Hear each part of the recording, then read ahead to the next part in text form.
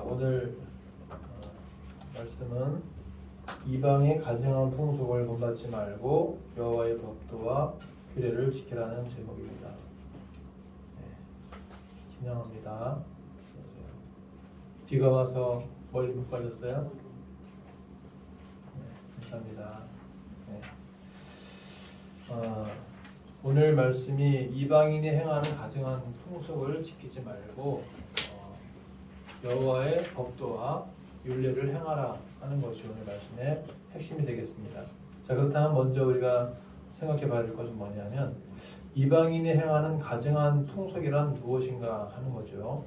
이방인들이 행하던 가증한 풍속이란 무엇인가? 첫째로는 애굽 사람들이 행하는 풍속을 말합니다. 애굽 사람들. 자, 3절 같이 읽어볼까요? 3절 시작. 너희는 너희가 거주하던 애굽 땅의 풍속을 따르지 말며 내가 너희를 인도할 가나안 땅의 풍속과 규례도 행하지 말고. 여기 보게 되면 너희가 거주하던 애굽 땅의 풍속을 따르지 말며 그랬습니다. 애굽 땅에서의 400년의 시간은 짧은 시간이 아닙니다. 그 400년 동안에 얼마나 많이 애굽의 풍속에 찌들어 살았겠습니까?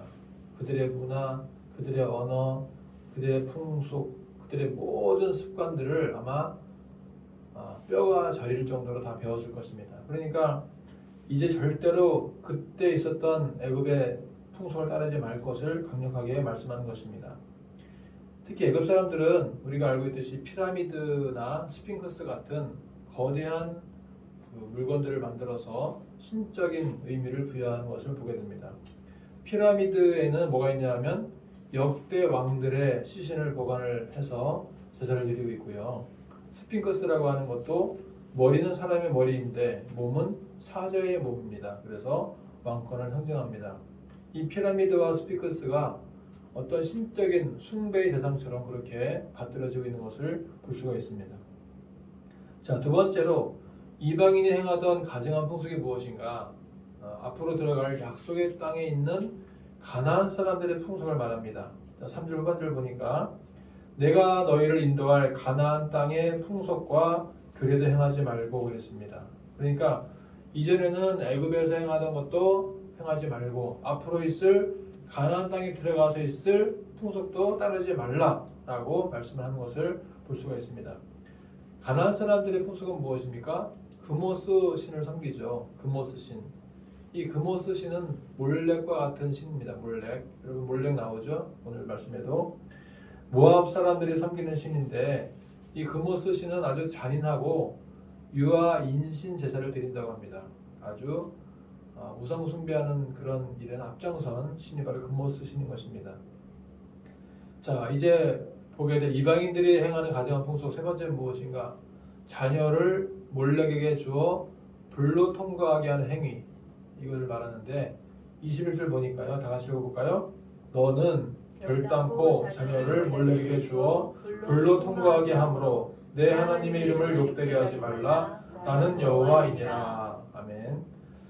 자녀를 몰렉에게 준다. 얼마나 그 잘못된 신관, 잘못된 우상 숭배인가요?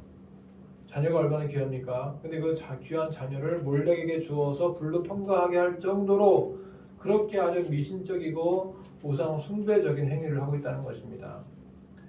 우리가 이제 나중에 뒤에 살펴보게 될 레위기 20장 보게 되면은 거기에는 반드시 죽여야 하는 죄가 여러 가지 나오는데 그 가운데 하나가 뭐냐면 첫 번째가 바로 몰렉에게 아이를 불로 지나게 하는 의식을 말하는 것입니다.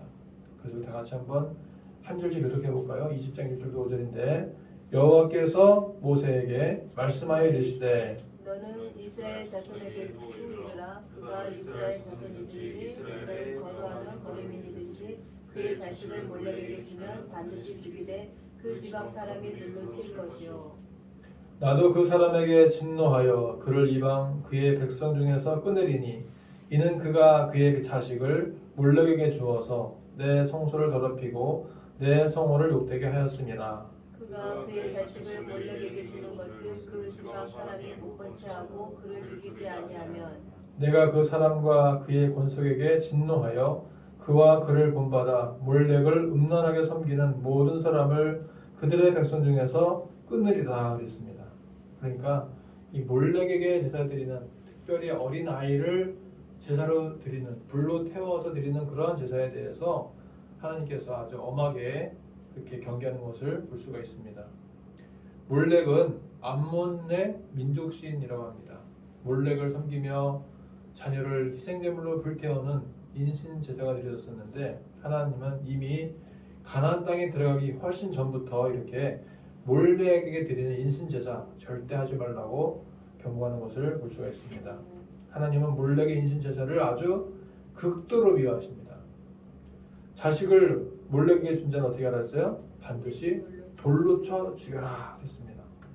이러한 경고가 있은 다음에 약 1000년이 흘렀는데, 남유다의 12대 왕인 아하스 왕과 14대 왕인 므낫세 왕이 이 나쁜 행위를 했습니다.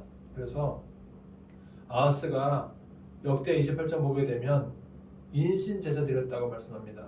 역대 28장 3절 보니까 또 흰놈의 아들 골짜기에서 분향하고 여호와께서 이스라엘 자손 앞에서 쫓아내신 이방 사람들의 가증한 일을 본받아 그의 자녀들을 불사르고, 얼마나 이 끔찍하고 무서운 일입니까? 자기 자식들을 불로 태운다고 하는 것은 아주 어마무시한 엄청난 죄악 중에 죄악인 것입니다. 그래서 이것에 대해서 오늘 하나님께서 미리 말씀해 주시는 것입니다. 그리고 므낫세도 보게 되면 므낫세가 남유다의 14번째 왕인데 히스기야 왕의 아들입니다. 히스기야가 얼마나 위대한 왕입니까? 하나님을 높여드리고 기도하고 병도 낫고, 그런 히스기야의 훌륭한 믿음의 유산을 받아야 될 아들이 므낫세가 최악의 죄를 짓게 되는데, 역대하 33장 보게 되면은 6절에 흰놈의 아들 골짜기에서 그의 아들들을 불 가운데로 지나가게 했다 하겠습니다. 그러니까 므낫세도 아하스도 엄청난 죄를 짓는 것입니다. 자기 자식을 불로 태운다고 하는 것은 어마어마한 죄를 짓는 것이죠. 그래서 아하스도 므낫세도 다 돌로 쳐 죽여야만 하는 그러한 큰 죄를 저질렀던 것입니다. 그런데 아하스는 끝까지 회개하지 않고 죽어서 왕의 묘실에 장사되지 못했고, 그리고 므낫세는 아주 크게 회개하고 겸손해져서 그나마 왕의 묘실에 장사가 되었다고 합니다. 자, 우리가 이방인이 행하는 가증한 풍속을 생각하고 있는데, 네 번째는 무엇인가? 우상 숭배를 말합니다. 우상 숭배. 우리 지금까지 보았던 것처럼 우상 숭배를 말하는데, 이방인들의 삶 자체가 우상 숭배적인 삶인 것입니다. 불신자들의 삶 자체는 이미 우상 숭배적인 삶을 살고 있는 것입니다. 하나님을 믿지 않는 것 자체가, 이미 세상을 따른다고 하는 자체가 우상 숭배적인 삶을 살고 있는 것입니다. 그래서 돈이 자기의 삶의 가치가 되고, 돈이 자기 삶의 모든 것이 되기 때문에 나는 돈만 벌면 된다. 돈만 버는 일이라면 나는 주일도 불사하고 주중에도 물론 나가고 열심히 일만 해서 돈만 번다면 난 뭐든지 다 하겠다 라고 생각하는 것 자체가 이미 우상 숭배에 빠진 것입니다. 그래서 또 명예를 가장 중요하게 여기는 사람들은 명예를 얻기 위해서 목숨을 다 바치는 것입니다. 이것도 명예가 우상이 되는 것입니다. 요한일서 2장 보시게 되면 이렇게 말씀하죠. 이 세상의 것을 사랑하지 말라. 이 모든 것은 육신의 정욕과 안목의 정욕과 이 생의 자랑이다 말씀했습니다. 다 같이 읽어볼까요? 15절부터 시작. 이 세상이나 세상에 있는 것들을 사랑하지 말라. 누구든지 세상을 사랑하면 아버지의 사랑이 그 안에 있지 아니하니, 이는 세상에 있는 모든 것이 육신의 정욕과 안목의 정욕과 이 생의 자랑이니 다 아버지께로부터 온 것이 아니요 세상으로부터 온 것이라. 이 세상도 그 정욕도 지나가되 오직 하나님의 뜻을 행하는 자는 영원히 거하느니라. 아멘.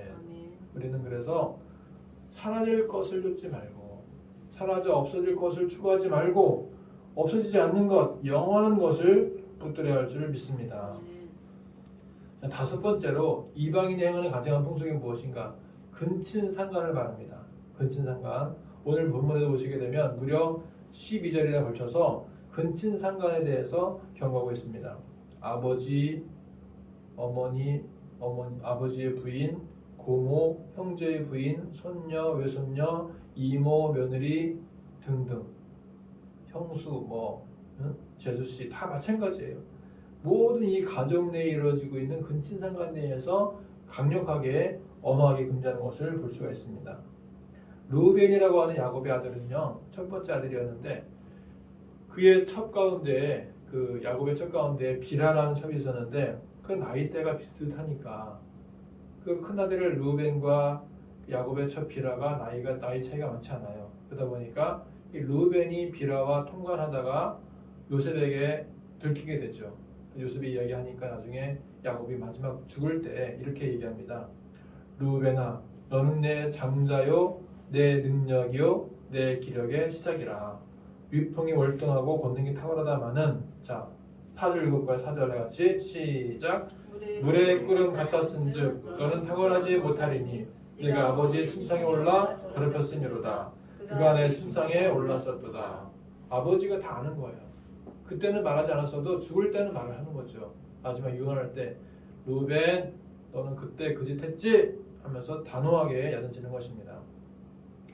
아브라함의 조카 롯도 보게 되면 그 소알 땅으로 피신 갔을 때 자기의 딸과 근친상간을 해서 모압 그리고 암몬의 족속을 맡게 되는 것을 볼 수가 있습니다. 정상적이지 않은 관계에서는 하나님의 책망이 반드시 있게 마련입니다. 자, 이방인이 행하던 가증한 풍습이 무엇인가? 여섯 번째 보게 되면 동성애도 하지 말라고 말씀합니다. 21절 읽어볼까? 22절 시작. 너는 여자와 동침함 같이 남자와 동침하지 말라. 이는 가증한 일이니라.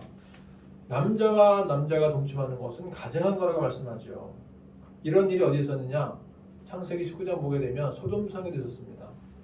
소돔성에 이제 하나님의 천사가 갔는데 그때 그 소돔 사람들이 이 하나님의 천사를 막 자기들이 상관하겠다고 끌어내라고 했었습니다.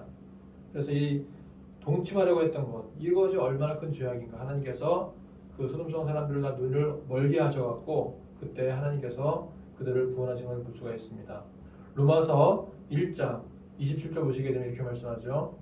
자, 읽어볼까요? 그와 같이 남자들도 순리대로 여자 쓰기를 버리고 서로 향하여 음욕에 부릴 듯하며 남자가 남자와 더불어 부끄러운 일을 행하여 그들의 그릇 때문에 상당한 보응을 그들 자신이 받았느니라. 그러니까 남자가 남자와 더불어 부끄러운 일을 하는 것 자체가 어마어마한 동성애의 큰 죄악이라는 것입니다. 요즘에 그 차별금지법을 반대한다 그러는데 차별금지법은 좋지만 그러나 차별금지법을 통과하는 즉시 그 거기에 수반되는 모든 차별금지에 관련된 것들이 다 통과되다 보면은 동성애까지도 이제 차별을 한다고 막 하면 안 된다고 그렇게 법적으로 나오는 거죠. 그러니까 차별금지법을 우리는 다 같이 반대를 해야 되는 것입니다. 자, 이방인이 행하는 가증한 풍속이 무엇이냐? 일곱 번째는 짐승과도 교합하지 말라고 말씀하죠. 23절 보게 되면 너는 짐승과 교합하여 자기를 더럽히지 말며 여자는 짐승 앞에 서서 그것과 교접하지 말라. 이는 물란한 일이니라. 아주 짐승과 교합하는 것도 그 당시 있었다는 거죠. 아주 짐승과도 못한 거죠.